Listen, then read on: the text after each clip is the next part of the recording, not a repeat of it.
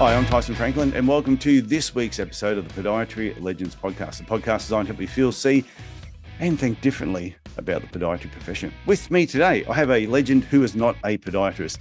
It is Ateem. He's the founder of a business called Multiplier. It's a marketing strategy agency that helps mission-driven businesses add another comma to their revenue. I absolutely love that. And specializing in online courses, academies, and platforms. Neil is actually from Trinidad and Tobago, but he lives in Bali at the moment. So Neil, welcome to the podcast. Thanks for having me, Tyson. Happy to be here. I must admit, I haven't met anyone from Trinidad or Tobago that is not cool. It's that island vibe, as they say. So everyone is usually friendly and kind and helpful. And everybody's pretty chilled out. Yeah. All that. In general, it's just a really diverse and friendly, warm place. And I guess that comes with living in the tropics. When you're surrounded by the ocean, like, what is there to be rough about? I mean, I got back over the Christmas period, went to the United States for 3 weeks holiday. And it's surprising. We were in LA for a little bit, then New York. Then we went to a friend's place in Phoenixville, which is just outside of Philadelphia, went to Philly, and then went to Dallas. Completely different areas, and just the mannerisms of the people that lived in each of those areas were so different. And I think Texas suited us the most because it was a lot more relaxed and laid back, probably because of the weather. Yeah, that affects everything, right? Geography, if you believe in energy, like the masculine energy of the city, the feminine energy of more nature, like this type of things has a direct effect on how people behave, how they interact, how they go about their days, all of these things. Yeah, I'm originally from the Gold Coast, and now I live here in Cairns. So both areas have been close to the water, going to the beach, really relaxed lifestyle. The thought of living in a capital city, I couldn't do it. Whereas my daughter, she's 21, she can't wait to leave here and go to the big smoke to go and see what it's like. And hopefully then she'll come back. Yeah. I mean, that was like my journey. I grew up on the island, then I wanted to leave. I left and moved to Kuala Lumpur, big city, enjoyed the city life for some time, and then I had enough. And then Bali. So why Bali? Why did you choose there? I guess one of the main things is lifestyle. It really fits what I like to do. Now, having a family as well, it's friendly for that. Infrastructure-wise, it's not the best, obviously, compared to a big city, but it has its pros and cons. And for me, there's more pros than cons. I like having my son going out. We go to the beach for sunsets, often taking my dog out for walks. Yeah. The nature, the people here are really warm and friendly, and you have access to a lot of things that you don't usually, and conveniences that you usually don't have in a lot of places. And I've lived in a lot of places like Latin America, Europe, UK, and even back home in the Caribbean. Bali is something else, a special place. Yeah, and I said to you off air, I had friends that moved to Bali about a year ago, and they're just absolutely loving it there. Just very relaxed lifestyle. Yeah, it's an amazing place. I can think of worse places to live. So today we're going to be talking about how health and wellness businesses can grow in 2026. And as I mentioned in the introduction, you specialize like online courses, academies, platforms, setting up subscription models, product launches. So let's dig into that. Where do we start? Yeah. I can give a little more context on that. Yeah, that'd be because great. That might be high level for the average person. Maybe I can tell you a little bit about my background. Yeah. Basically, I started off my career in computer science, and then I transitioned to marketing. And that was like a natural transition for me, like going into human psychology and then combining that with the data side of things, marketing analytics, conversion rate optimization. In layman's term, basically helping companies, individuals, entrepreneurs scale up their businesses, increasing their revenue, right? Now, I've looked at many different types of companies, like in the wellness space, in the health space, biohacking, which is huge, longevity. These type of niches are really kicking up, right? And helping them craft their offers, launch new products, expand their businesses. Essentially, at the core of it, like you said in the intro, I help companies add another comma to their revenue stream. When I saw that on your website, help add a comma to the revenue stream, I don't think there'd be a podiatrist listening to this who wouldn't like an extra comma added to the revenue stream. And I want podiatrists to realize too that, okay, this episode's probably going to be a little bit different, something outside of what we normally talk about on the show. But that was why I wanted to get you on here, because I love just introducing new ideas to the profession and to other people that actually listen to the podcast, to just keep your ears and your mind open to what's out there. So where do we start? So maybe I think it would be good, right? So Yeah. most of the listeners out there obviously would want to scale their business up. So maybe where we can start, I can tap into your knowledge base and we can go into the problems that they face with scaling their businesses, day-to-day operations, etc. And maybe you put me on the spot to see if I can come up with some solutions for Well, that, that'd be good. Yeah. So the thing is, I have maybe 13 plus years experience already in marketing, right? So principles apply, don't matter what the niche is. So if I understand, okay, this is where the major problem lies, I can find the solution there potentially, and it's worth testing. So then they can run with it and apply it. And obviously, the winners are the ones who actually apply. Yeah. It's like anything. It doesn't matter what information you get, doesn't matter what book you read. And that was a habit I tried to create for myself a few years ago. Whenever I read a book, after I finished it, I may have written tons of notes from it or scribbled all over the book. But at the end of it, I'd flick through the book and go, okay, just pick 3 things that really stood out. You thought, okay, how could I apply this to what I'm doing now? And then just pick the top one of that 3. And the next week, make sure I applied it. And if I never did the other 2, that was fine. But at least I took something away from the book. Just one you need. Exactly. It's better. It's better than you can read 100 books, but if you don't apply a single thing, it doesn't even make sense. It just feels good. So it's dopamine just coming in without any real work going in there. And that's what happens too. I've seen a lot of podiatrists will go to conferences, and some of them are like conference junkies. Doesn't matter what event is on, they are there. They're at everything. Yet I know their businesses and nothing has really changed. It just stays the same. So they get, like you said, they get the dopamine hit by being there and catching up with friends, which I think you need, but I think you also need to take some action. Yep, 100%. So hopefully everyone listening to this today will take away 3 points, pick one, and then take some action on that. Yes. Let's do it. So when you were talking about, say, marketing, and like we said, marketing is marketing. Doesn't matter whether it's podiatry or you got the butcher down the road, every business needs to be doing marketing. One of the things I noticed with podiatrists, yes, some of them apply marketing, some don't do it very well, but they tend to get a lot of bottlenecks with, I think one of the biggest problems in podiatry at the moment is finding other podiatrists to work with them because the type of work of the information and the education and putting it, it may attract patients, but then it's learning how to deal with those patients. Yeah. What advice have you got there? So more about the operations, you would say? More along the lines of a clinic starts to build, right? And they've got a certain number of patients. And I will normally tell them, if you get to capacity and you don't have another podiatrist, then you need to start dropping off things you don't like doing and doing more of what you do doing, especially if it's more high ticket items or higher paying services. And some of them will do that, but then they start getting even more inundated. And then they start getting overwhelmed and they're not quite sure how to handle that. Yeah. Okay. This is a good problem to have, actually. Yes. It's a great problem. It means, your business is growing and scaling, right? Now, there's 2 ways you can go about this. Either you hire more, like you mentioned, which is finding other colleagues who would be willing to join you, whether it's as business partners or as employees, right? So that's one way to go about it. The other way is if you have increasing demand, it means that you can potentially increase your pricing and your packages. Obviously, you don't want to just jack up prices, but you want to increase the offer. And like you said, focus more maybe on something that you specialize or are more inclined to do. So option 1 is hire more. Option 2, increase prices, right? And that's how you manage not being overwhelmed. Now, let's go a little deeper into that. Getting hires, connecting with others. This is where you mentioned going to events, having community, all of this, right? Like I'm sure you do as well because you have a whole podcast on it. So if they want to connect with others, maybe they have to reach out to you, or you need to now convert your listeners, your email list, and build some sort of community that is required if you don't already have it. Yeah. So they can connect, right? Because like you said, it's a very distinct niche and it may not be that easy to find others, but you have to leverage the platforms, communities, events, whatever resources there are. So that's going into the how for option 1.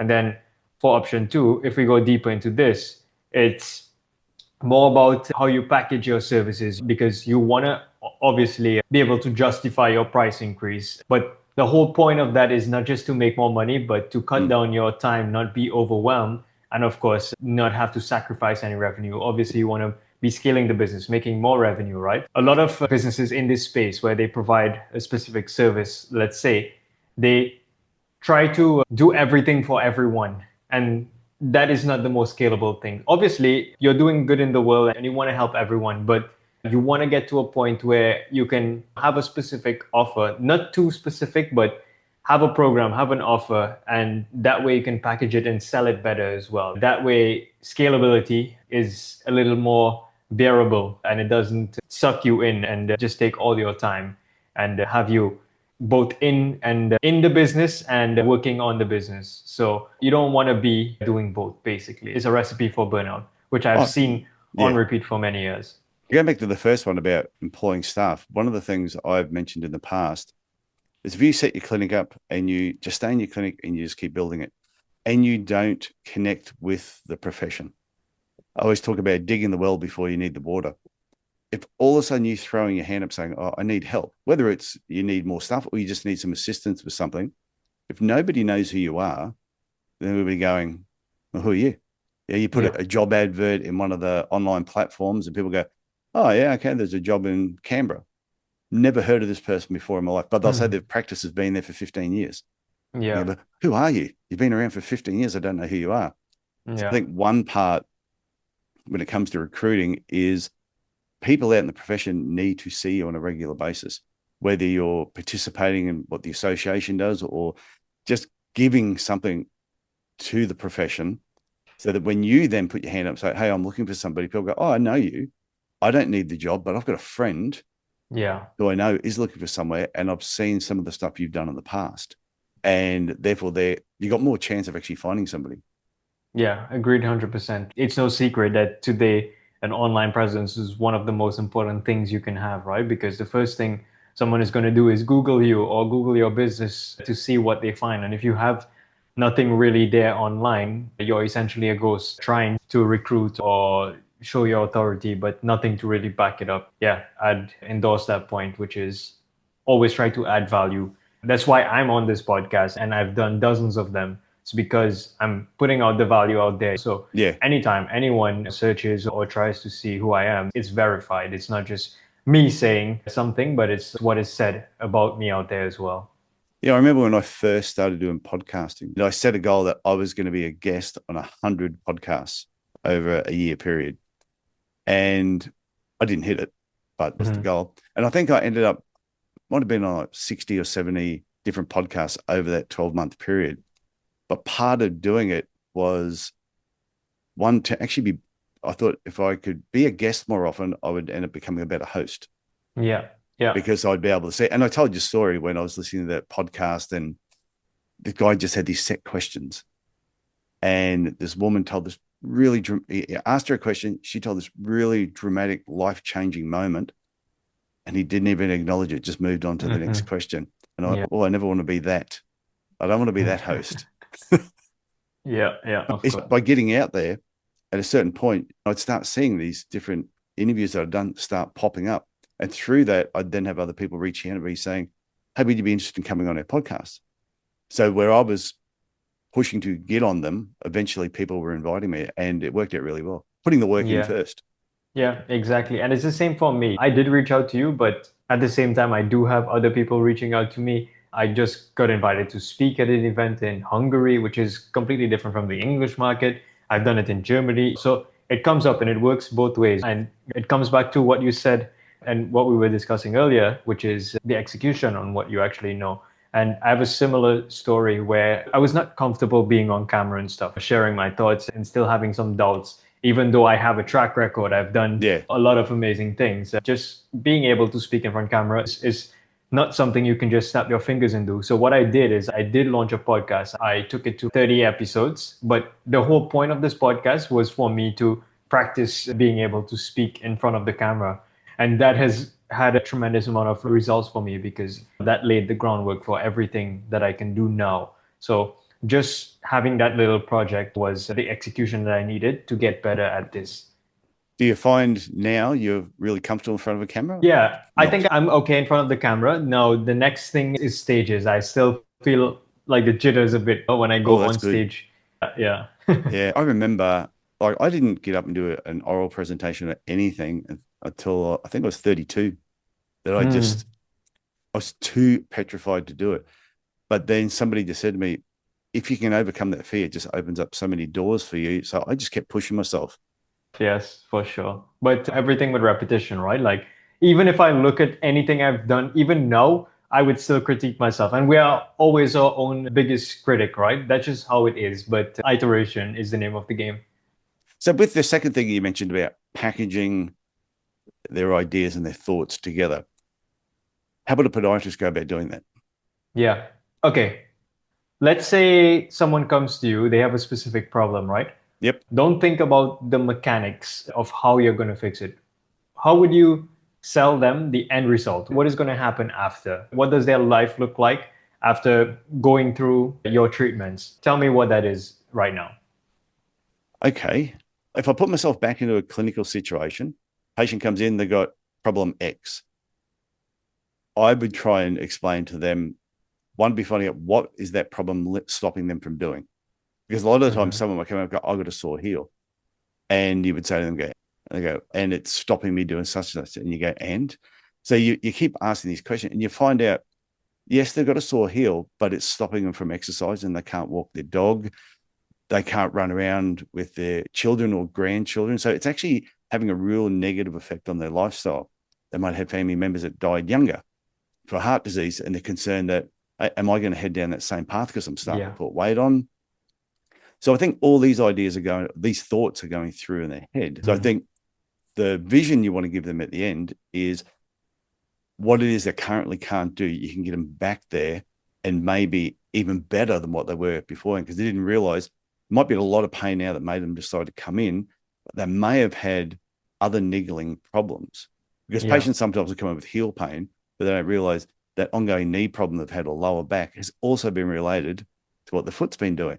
So there's been a Yeah. lot of things they've stopped doing over a number of years. So Mm-hmm. I think if you can give them that vision, that you can get them back to having the lifestyle they've always wanted and more, is a positive thing. So you just gave the answer there. So that's essentially it. And that's how you have to use marketing intertwined into creating your offers and packaging. You don't want to say, okay, what I'm selling you or what I'm offering you is a 4-month treatment plan where I do X, Y, and Z. I give you specific exercises or rehab exercises, etc. What you need to sell is that future that they want to have. You need to sell the outcome, as they say. Now, let's say in this instance, you have this person, as you mentioned, come in with an issue for their heel. Let's say they're an athlete, for example, right? Yeah. And it's a major issue for them because they need to perform. They're an athlete, they have their life to live, they may have kids or a job as well, etc. Right? Basically, what you're selling them or promising, which you should be able to deliver, right? You can't sell something that you can't really deliver, is the outcome that they want, which is the ability to practice their sport, walk their dog, take their kids out, go about their day-to-day life pain-free. And obviously, with this practice, it's super important because a lot of things start with your feet, right? Up to your posture, neck pain, headaches, all these kind of things can sometimes be linked there as well. So basically, it's one of the things that is connected to many other things. And if it is fixed, if you do have the solution, that's what you need to sell. You need to package it in such a way where you're presenting that ideal future that they're seeking. Because right now, they may be thinking localizing the pain, and it may force you to actually focus there and think, okay, the mechanics of it, I need to do X, Y, and Z, give them these exercises, work with them on a treatment plan, etc. But you always have to keep it grounded in where they actually want to go, because at the end of the day, yes, the pain may be physical, the thing they're experiencing is physical, but we're all emotional beings, and that is what gets us to make decisions more than anything most of the time. Yeah. I've got a friend of mine, Jonathan Small, who's been on this podcast 13 or 14 times. I've lost count. It's Mm. almost his show.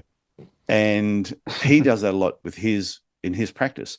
A person will come up with a problem and he will explain the package on fixing that particular problem. And compared to the average podiatrist in the UK, he works far less and makes far more. Mm-hmm. That's it, right? Because he's basically mastered creating the offers. Yeah. So would a podiatrist or someone like that reach out to you and say, hey, help me put these offers together? How do you work through this with them? I don't know if that's something I would work on, but if someone reaches out and I do want to help them, which I usually do, I would. Essentially, I'd first start with, let's start with a 80-20 of what does your average patient look like? Because obviously it's hard to make something for everyone and every patient out there, right? So we start with that. And once we get the principles, they can take that and build on it.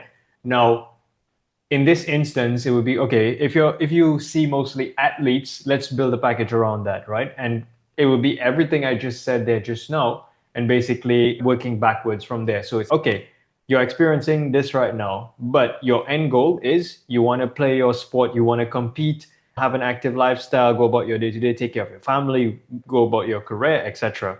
Now, to get from where you are now to there, average, what I've seen from my experience, it will take around 6 months. And this is what the treatment plan looks like. Once you're committed, you actually do what you're instructed to do and you follow the protocol. And this is the package you present. So then it takes away from, oh, I need to do X amount of sessions per week and it's going to take 6 months. You make that seem like something small, because what you're selling here is that grand end goal, that vision where they overcome the thing that they're experiencing right now. So yeah, this is just the mechanics, but what you're going to get to is this.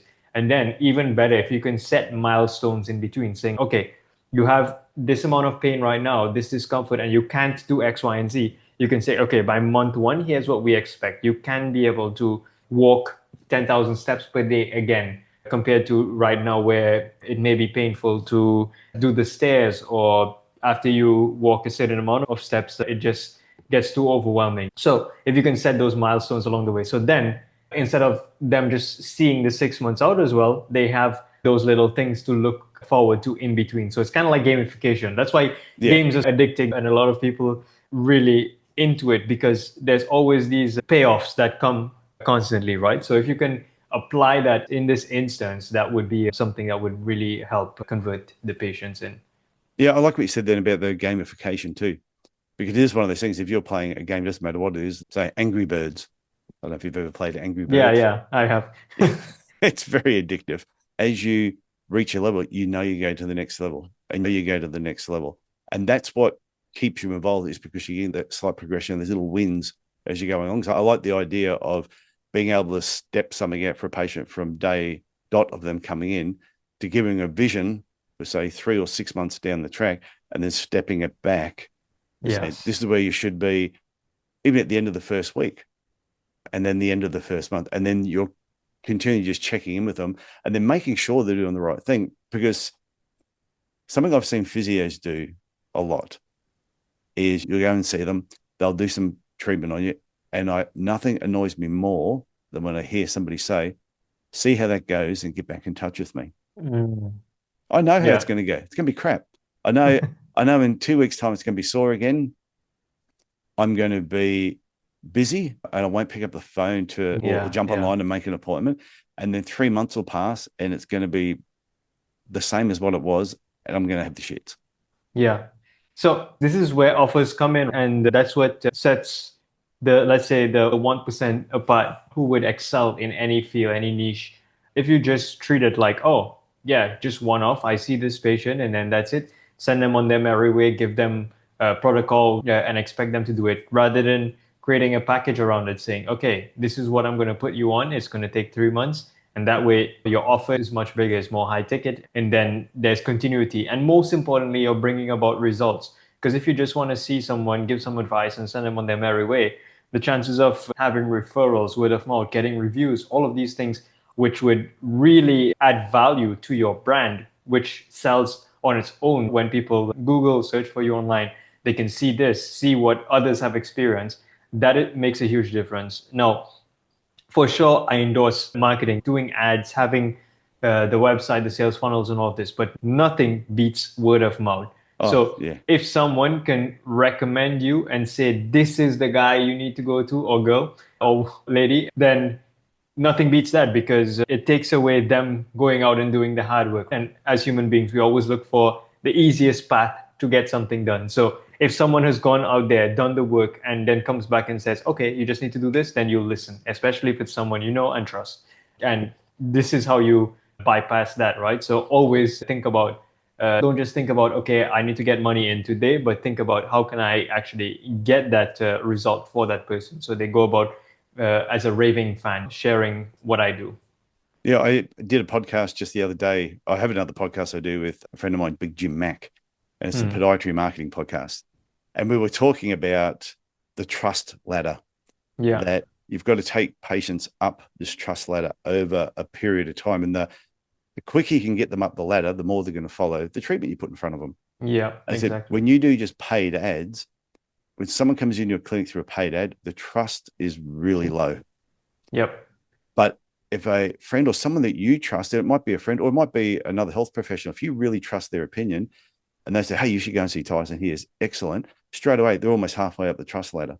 Soon they come through your clinic door and they sit in front of you, they're halfway up, and then you've just got to take them basically the rest of the way. Yes. I'm a huge fan of building your reputation, and referral marketing, I think, is fantastic. Yeah, exactly. There's so many platforms and stuff you can do online, but nothing beats word of mouth. There's nothing like it. Yeah, it's funny. There's this, at the moment, online, there's this coaching organization that is just, they're on Instagram, they're on Facebook, it doesn't matter where you turn at the moment, they're spruiking their email campaigns or their Facebook campaigns. And a while ago, they would say, referral marketing is dead. It's a waste of time. This is what you should be doing. And then I saw one of their ads recently and it was going, come into our program and learn about how to do referral marketing the right way. So they've done a bit of a turnaround on what they were doing there. Because I do think like paid ads work. Oh yeah, 100%. And they get people in. I used to spend a lot of money on advertising and it got patients through the door. Yes. But long term, the strength of my clinic was always based on the repeat business, the referrals, the reputation we had actually built up in the town. Yeah. Like for me, myself, I have a marketing agency.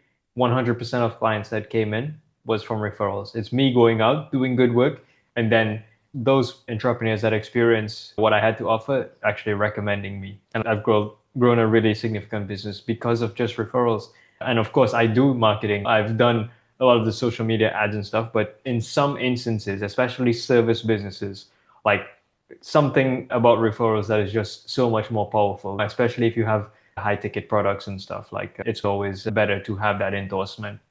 Most podiatrists I talk, especially my coaching clients, they will mention they've always got that one or two other health professionals that refer patients to them. And they know as soon as that person walks through the door and it's come from that specific provider, they know 100% that it's almost like the patient comes in and tells them what treatment plan they're going to be following because they've already been sold on how good their services are. But I think you can do that with a lot of areas of your business. Yeah, exactly. Like it's so powerful and it seems like such a simple things, but not a lot of people actually take it seriously, right? Just having something as simple as testimonial collection or asking someone to go on Google to your business and just leave a review makes a massive difference. I'll give you real world example. If I'm going out to eat and I'm taking my wife, when we're looking at a cafe or restaurant, we look at the reviews, right? And obviously the one with the most reviews would most likely be the top choice because it's already vetted and we're just going with what everyone has done and experienced. So then it takes away from us having to do the work, right? So the same thing you need to apply. Like I said, recently went on a holiday and because we were looking at different things to do, we would go into TripAdvisor and read as many reviews as we can. If there's a couple of negative ones there, then we'll go, okay, what's the next person? And if they're all positive reviews, that's the trip that we'll basically take. We do it with accommodation, definitely do it with restaurants.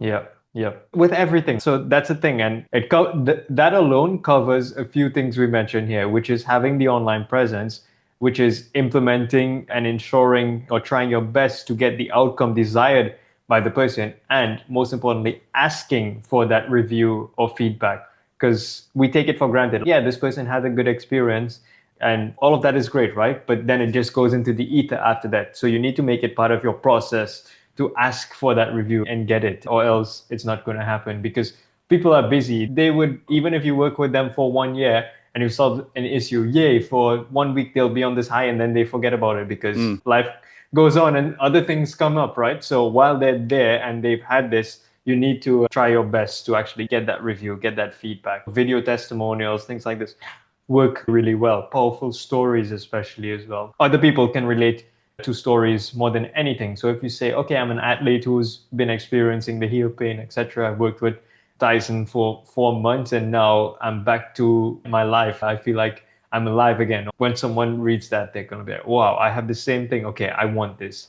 So immediately the social proof has done the selling for you. Yeah, one of my guests that was on, Jonathan Shearer, and he gave me a link to one of the testimonials he had of one of his patients in the UK. And I watched the video, and it was one of the best videos I've seen shot of a testimonial. And he did say that he had a company come in and shoot it.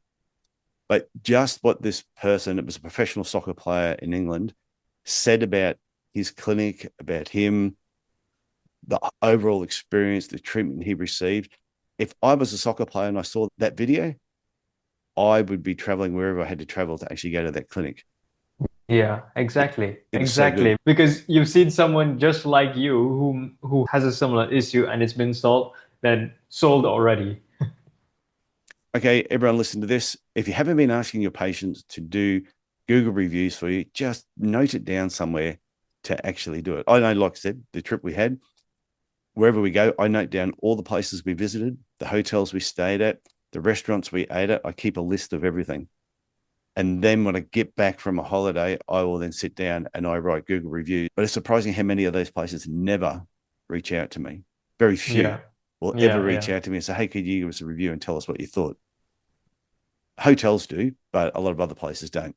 Yeah, most places don't because it's not part of their process. Here in Bali, what I've noticed with new cafes, when they pop up, because here every two stops is a cafe. You're walking down the street, it's only cafes, which is amazing. But when you're just starting up, when they're just starting up, what I notice they do is they give incentive as well, right? Hey, get a free dessert or a free coffee or something if you leave us a Google review, which is a really amazing strategy because even if someone is there enjoying, as I mentioned, they may not take that time and inconvenience themselves to leave a review. So this just enhances that experience for them and it just encourages the action to be taken. So if this can be implemented as well, giving an incentive, or even if you're there in person, you say, hey, can you scan this QR code there in your office? And you make it as easy as possible for them. So let's say John came in and he had the most amazing transformation. It's 2 months in and he's good to go. You just have your QR code, say, hey, John, I'm so happy you've had this experience. Do you mind leaving me a review on Google? Because it really helps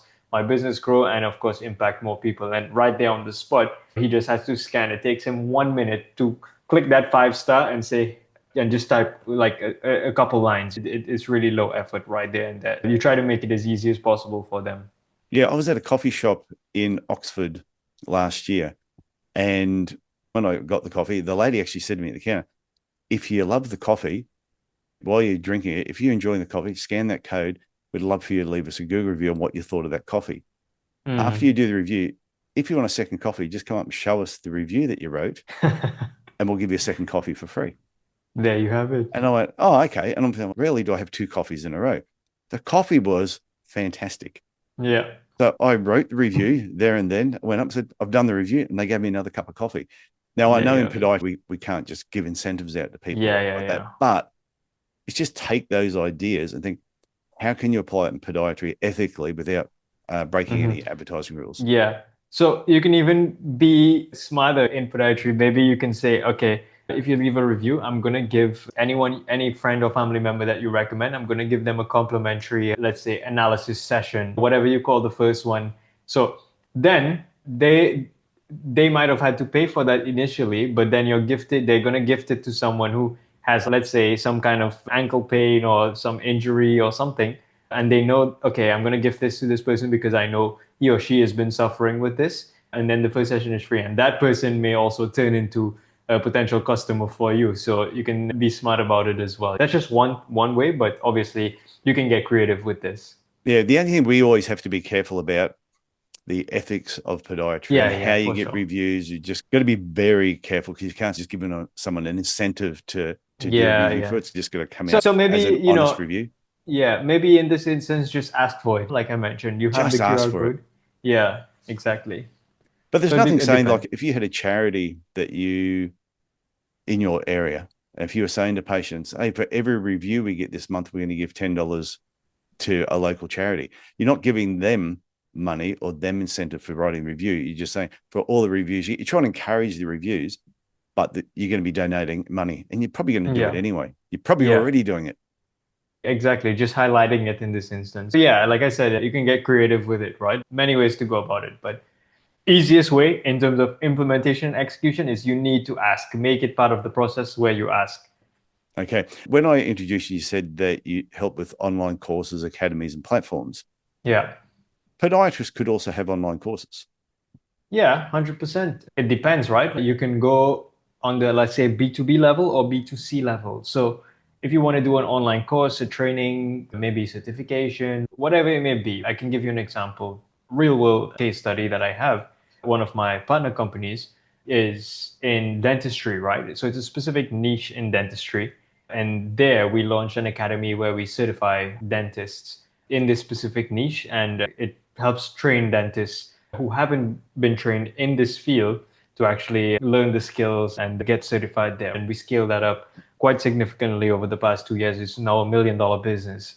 So that is more B2B because it's a dentist who offered this training certification with all his experience and decades of knowledge, training the other dentists who want to be specialized in this. So maybe someone out there in this field has a specific specialization that they're really good with and want to teach other podiatrists on this. So that may be on the B2B side. And then Yeah. let's say something that is B2C might be you see a reoccurring issue that comes up for patients where they may be experiencing a specific ailment, and then you create maybe an online course for them around that, how to recover from XYZ in 3 months. And then you go through a whole program for them where they can have a self-analysis, and you give them the steps that they need to take every day, the daily exercises, what they need to work on, etc. And you develop that into an online program, and you can sell that, let's say, to the masses, to everyone that experiences that.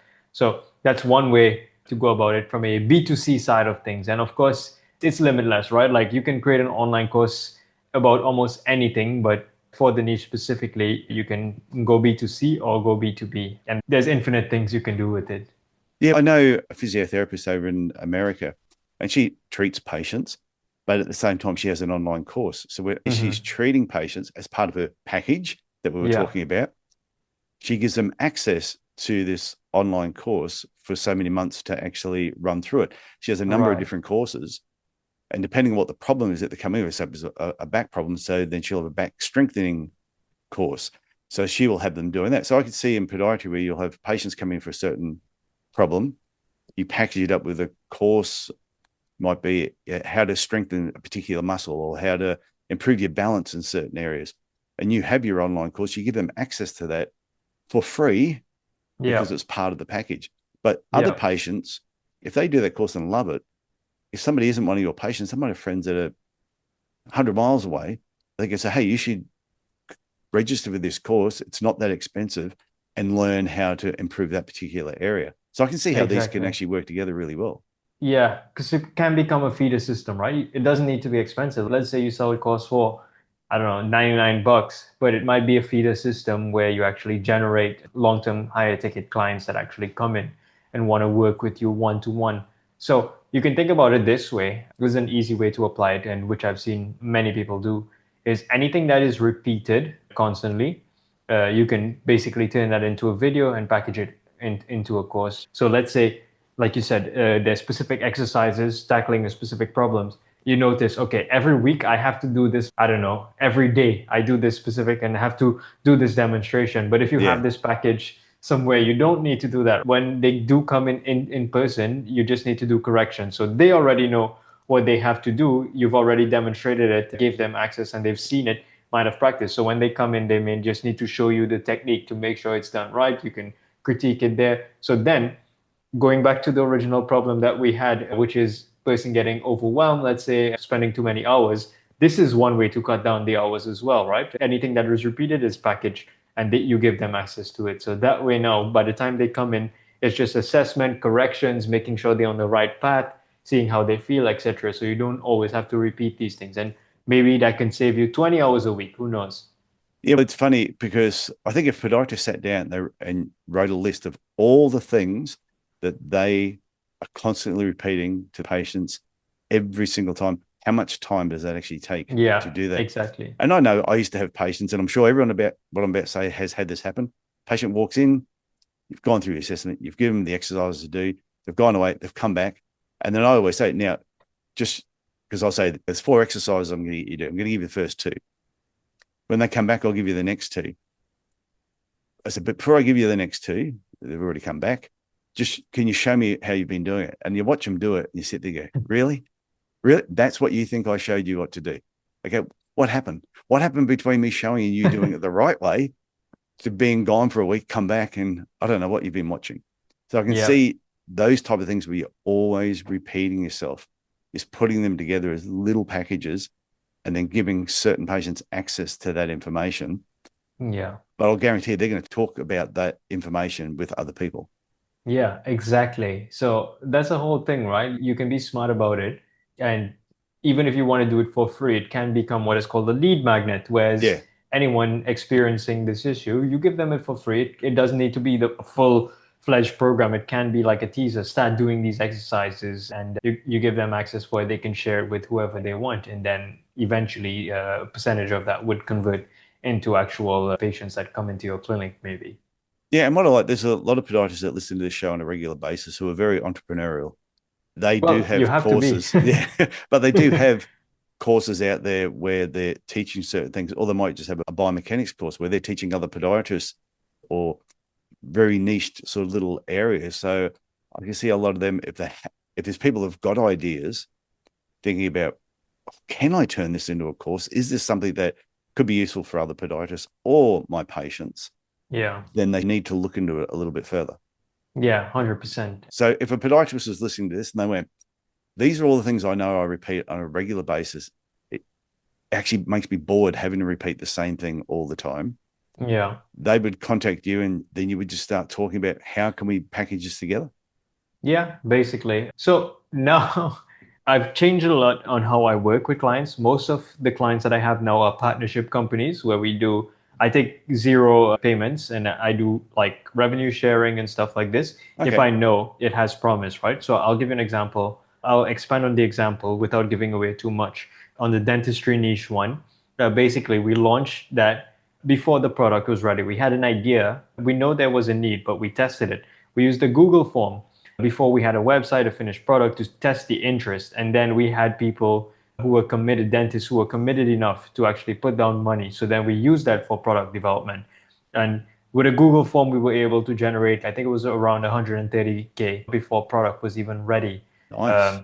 And then turn that into $1 million business. Obviously, this is a exceptional case study, Yeah. right? But yeah, it is. This just shows the possibility out there. If you have the right approach, you don't need to do like a huge investment and stuff. If you have the audience already, if you have proven case studies, if you have a system or methodology that you know works and are confident in, then yeah, by all means, we can do something together. It's got my mind ticking over at the moment. I'll talk to you afterwards. Yeah, sure. And one of the other things, well, you said academies and platforms, but even setting up like subscription models, how would that Yeah. work with a podiatrist?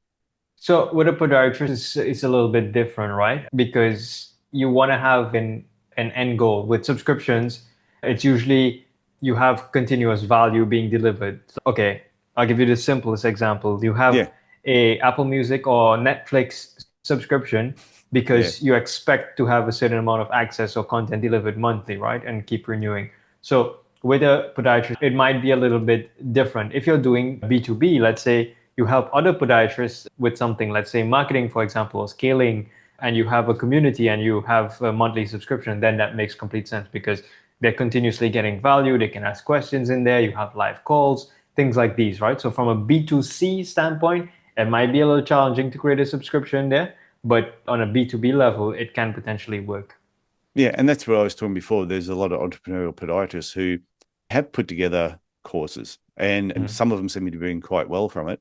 But there's others I've spoken to who they've had ideas for doing it, but they just didn't know where to start. The mechanics, yeah, of course. So they'd be the sort of people that could reach out to you and at least have a conversation to say, can you help me with this? Is this a viable idea? And you might just shut them down and go, no. The thing is, if you feel strong about it and you're passionate about it and it just won't leave your mind, maybe there's something there, right? That you need to execute on, but may not have the right strategy to get it done. And honestly, at the core of it, that's what I am. I am a strategist that builds out the strategy and knows what to execute on. And like I said, I like to test things before money is invested and stuff, because people work hard out there to accumulate their cash, have their human resource, their time. Most importantly, being cautious with that and doing the right approach is important. So what made you do the switch, going from like partnering up with people instead of just, I suppose beforehand you were just getting paid to actually do the job? Yeah, the thing is, I work with several large companies out there, and then it's okay, I'm on a fixed retainer subscription, but high ticket, and I'm doing the tasks, getting it done. But then it would mostly be like, okay, I'm building out their strategy, their marketing team, training them, or doing a specific product launch. And it would be time-based, right? It's constrained. Maybe it'll be a 3-month or 6-month project. And then I need to assign resources around that, hire the right people around that project or company that I'm working with. And then when it finishes, I need to start all over again. So that to me was just taking too much resources, time, hires, all of these things. I got approached by a couple of companies and stuff. I wanted to do the rev share model, a partnership, co-founder kind of thing. And then I started testing and I was like, you know what, this is much better, because then I can assign fixed resources to this and it's more predictable. I don't always need to start from scratch, and I can actually build on something, build that relationship with them and build on a company that keeps growing, and I get rewarded equally for my effort instead of it just being, okay, I get this monthly payment. Don't matter if I make them 1 million or 50 million, like I just get X amount. But in this instance, I get the upside as well. So it's more scalable, I would say, and much more easy to run and be streamlined this way. Yeah. So it's more of an investment in what you're doing. Yeah, you're investing your time. Sweat equity.